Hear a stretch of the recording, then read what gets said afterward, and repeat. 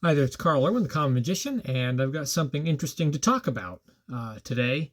Um, I saw a recent episode on Fool Us with an any card at any number, and I've seen this talked about already by a number of people. Even Penn, I know on his podcast, he discussed this recently too. Um, Emily Robinson Hardy was the performer, and I actually hadn't been watching the show. I ran into it because it was posted on Martin Hart's YouTube channel. And usually Martin only posts things on his channel that he's involved with. So I checked it out, and sure enough, I do believe that he was involved with the effect. Martin T. Hart is a an associate of David Berglas, and a long time ago, when I made my video on any card at any number, the long form one, the very first one that I created, um, it was him that he had commented on that and told me that David Berglas had seen the video and he enjoyed it and he wanted to talk to me. So he got us together and we traded a couple emails, and very grateful for that. But I was very intrigued because I saw it posted on his channel, so I watched it. And if you don't know, Martin Hart is behind a lot of other acts that are on the show. He's had several different acts, and he's collaborated with magicians that are on the show, have been on the show, some of them multiple times, where he has worked with them to formulate fooling effects. So that is how I became aware of it and whatnot. So I watched it, and I didn't. So it got to the end of the performance, and I immediately knew, kind of like what Penn was saying there. I immediately knew what had to have happened, obviously, but I didn't catch it. So I mean, I understand that they're fooled, and I was fooled in that sense too. But that being said, I knew how it had to be done. I just didn't see that work out, right? So on second viewing, it all became very clear, as it probably has for a lot of you, what has happened and how it worked out. And I on one side, I want to say it's super duper clever, but really it's super duper clever for the show. It's really, really good for that show. Otherwise, it's not a solution, I think, that anybody would really want to do in most cases. Now, Penn, on his podcast that I heard where he talked about it briefly, he said that it was a method that was entirely new. And I don't know that I agree with that. And I'm going to beat around the bush here because I don't really want to expose things. It's not what we're about on here. But I do want to talk about parts of what was going on there and how they relate to the common magician. He said it, obviously it wasn't a stooge. I didn't realize, but that's off limits. Apparently they have a rule against that. You can't use Confederates from the audience. You can't use false identities in the performance or actors from the audience in the performance that are prepared on the trick. And so they know it isn't that. I do have to point out, though, that the concept of the instant stooge, what we call the instant stooge or the instant Confederate, is apparently possible because I've seen that on the show before. I've never seen it work. I've never seen it work so that they didn't call it out. But they have contestants in the past with Allison Hannigan. I can remember a couple of times where she was instant stooged, meaning that some kind of instruction is given visually that she can see but they cannot, and she chooses to play along. So that is, that's okay. And I think the reason why that's okay is because it actually requires management of real spectators. So in that sense, that kind of a performance, you're taking a real person who's not in on the method, and you're managing them in such a way so that they become part of the method, and they cooperate willingly to make it work out. And this was not that either. So this was not an instant stooge. Some people are debating all of this, but I mean, it isn't. That's not what was going on here. And the other thing Penn said is that, unless you did pre-show, because pre-show, I think, is possible as well, that they can do a pre-show environment which is typical to mentalist acts, where you make a connection, or somebody on the team makes a connection with someone in the audience, and they either solicit information or they feed information, so that the audience member unwittingly will participate in a certain way or in a predictable way that seems spontaneous. So, and she said she did not do that, and she did not do that, and that's not how the trick is put together. But then Penn says it's a completely different thing.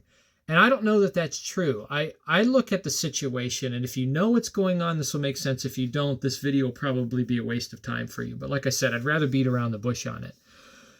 It seems to me like it's more so of a cost-benefit analysis. And I've seen tricks like this done before. I can't remember who it was. It was back in the 80s. It was either Henning or Copperfield on one of the TV specials. I think it was Henning, did the fickle nickel routine, right, with the vanishing. It's a very, very incredible vanishing coin. I'm not going to do it. I'm just going to show you. But the presentation, it's a classic now. You can still buy this gimmick that you need. Put the coin in the hand, and it literally looks like you're turning the hand over like this, and you open the hand, and then the coin is gone, right? So it's this kind of presentation. The hand is turned over, right, and then the coin is gone, and that's the effect. And only it's not done in that way. It's open. There's wide open stage, and I recall that I believe he did it in the middle of spectators, so he was surrounded. And he did this. And that was a cost-benefit analysis. You're thinking, well, I can do the trick here in a position where you really cannot do the trick. But knowing that the audience is everybody at home, the millions of watchers at home, and then the majority of the audience here that's in a view to see it, and also knowing that if it's being video recorded and projected onto a Jumbotron, you've gotten the attention of the people that don't have a good view of it, which is part of the cost-benefit analysis. But knowing that it is possible that some people in the wrong spot are going to know exactly what happened, but also knowing that they would not do anything about it, right? They would merely see it, and they wouldn't really be in a position to, spontaneously say anything about it. This situation seems like that kind of a thing, right? It's more like that. So when Penn says this is a whole new method, I don't that kind of presentation has been worked out before. I mean, David Copperfield did the thing where he ripped up the baseball card, back in the 90s. It was Wayne Gretzky's Honus Wagner baseball card. It's like I don't know what its value was back then. It was $1 million or $500,000 or something like that, or $2 million. It was somewhere in that ballpark. And he did essentially a torn and restored, but with a baseball card. And obviously, when Gretzky hands him the card, it's not the real card, and Gretzky would know it's not the real card. That doesn't mean that Gretzky knows necessarily how the trick is done or anything, or that everybody there is in on it. But there's elements about what's going on there that it's cost benefit, right?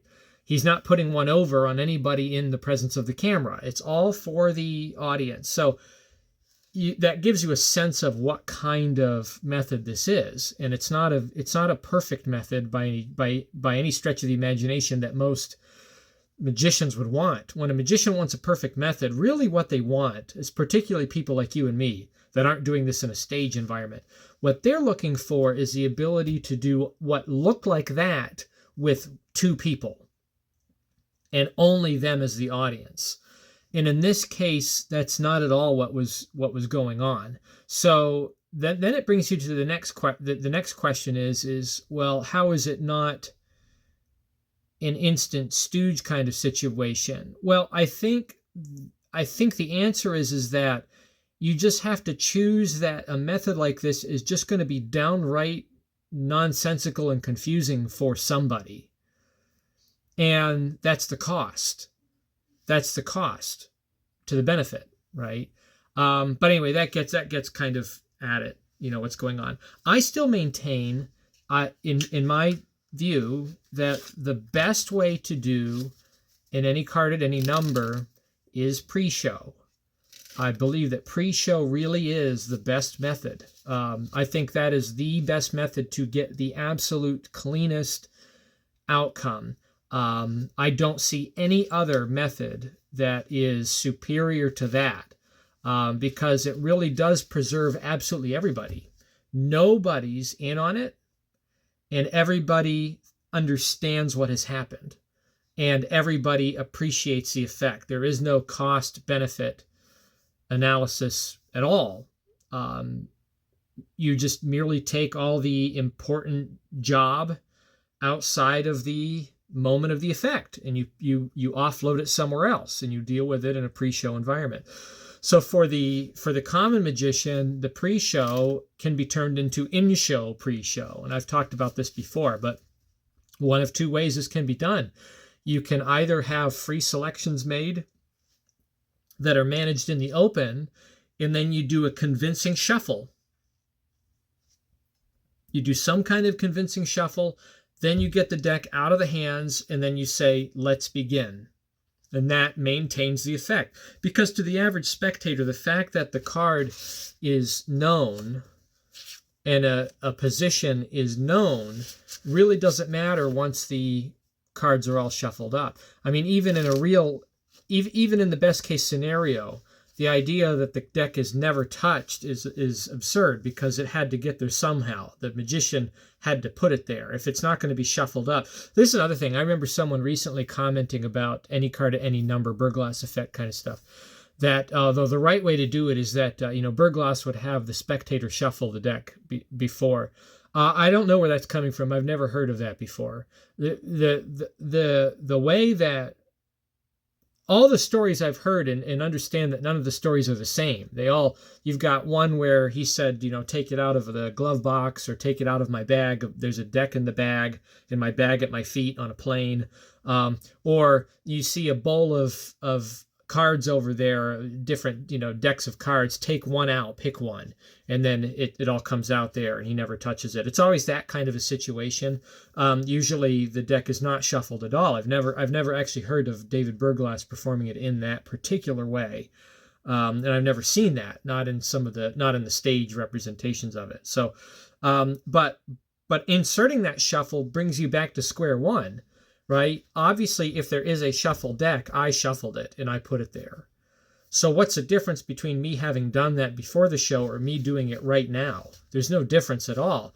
The fact that someone would name a card and then as long as the deck is convincingly shuffled, it really doesn't change the equation. I know all of the identities in the deck.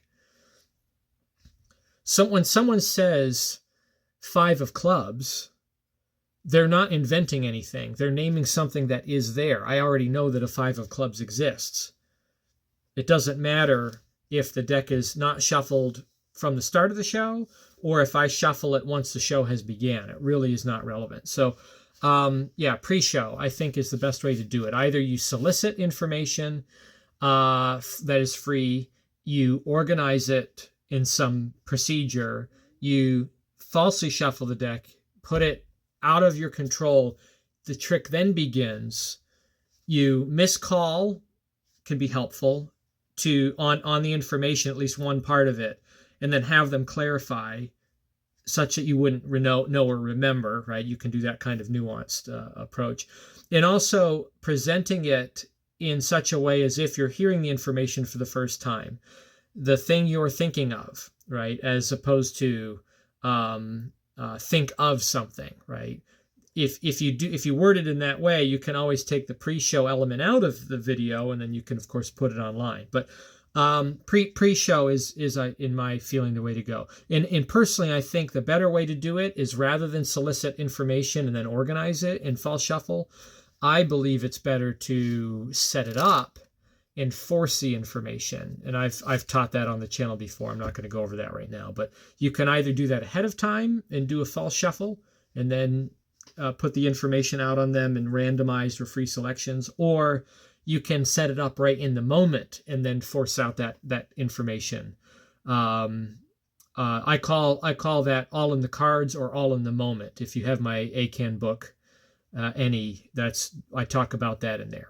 Okay, so those two different methods, and I've talked about both of them on the channel before, but that still is the best method. But I still posit that I don't think there's a method you can come up with for this plot that isn't in my book, including the one on Penn and Teller. I mean, really, when you break it down into its fundamental concept, I talk about that in the book, particularly in the early chapters where I talk about fundamental methods, right? There's only, Penn said it right, there's only one way to do it. You know, if it's going to look like that, there's only one way to do it. And if it isn't just an actors coming up and just saying things, it's all, preset. If you're not doing that, there's only one way to do it, and that's it. And any other way to do it would mean that you have to insert information into the moment, which is, I think what we're talking about here, but very unique. Now, I want to talk, though, about another idea that does touch on this and relates to it. Another reason why I don't quite agree with Penn that this is a completely new way. I think it's a novel. I will say this. I think it's a novel application of a few old ideas that go together. I've never seen it done like that before, but no one has. I think this is uniquely new in that respect. But the principles themselves have been around forever. The other principle is dual reality. I don't do a lot in dual reality. There's a sense in which pre-show is dual reality. It's a little more on the nose. It's not much dual reality, meaning that there's two different perspectives. Doing pre-show and then cutting the pre-show out and then showing that presentation minus the pre-show is dual reality, because the people involved in it have a different understanding of everything than the people that are just watching the performance. So that is a way in which it's dual reality. It's a very kind of shallow application of that concept. Dual reality is more so applied to mentalism, specifically in psychokinetic touches. So when you have someone, on stage and you touch someone else's elbow and you say to the person that's sitting there in the chair, with their eyes closed, where did you feel something? They say, yes. Where did you feel it? On my elbow. It's amazing. There's a dual reality that is going on there that makes that work. And in this case, there's a dual reality. The difference, though, is that the dual reality here doesn't preserve. Again, it's cost benefit. There's a cost to the dual reality. That's entirely a cost. It's just a complete choice to lose something to the extreme benefit of the viewership. But there is a dual reality, and that's why it's not. At first, when I came to understand what was going on, after I watched it the second time very closely, and I realized, oh my goodness, I thought, well, this is just high risk, super high risk. But then I realized as I kind of went through it, someone else on YouTube, I did comment there, took the time to go through all of this stuff. And I don't know how I feel about that. I kind of wish they'd left it alone.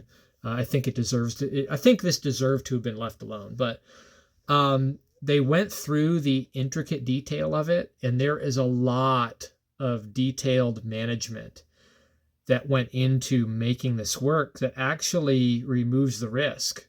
And once you consider all the details about what's going on, there's actually no risk. It's just merely cost benefit analysis and a choice to lose an amount. It's just that's the choice. It's clever. It's super clever.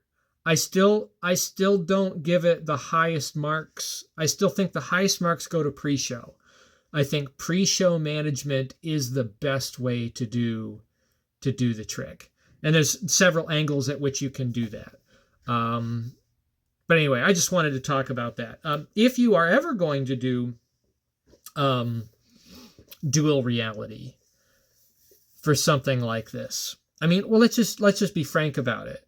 You have to have, if the deck is stacked, you have to have a card called and a numbered called that are the same. That's what you have to do. So in some way, you're looking at, the forcing end of it. How do you force those things out? And how would you do it in such a way that it's dual reality? One way that this could be done would be to add another effect. I think that would not have a cost to it, but you add another effect and thereby creating a true dual reality where not only is the larger effect is preserved, but the effect on the person under the alternate reality is even increased. For example, if you have a deck of cards, it's shuffled up and it's placed there. It's shuffled up and it's placed there. And someone names a card and you say, write it down. Right? They write that down.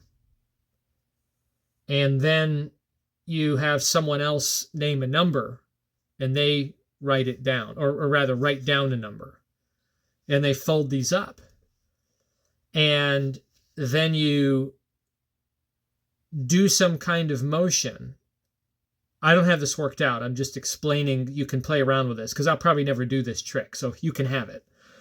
You do some kind of motion and then you open up the card one and it says a card.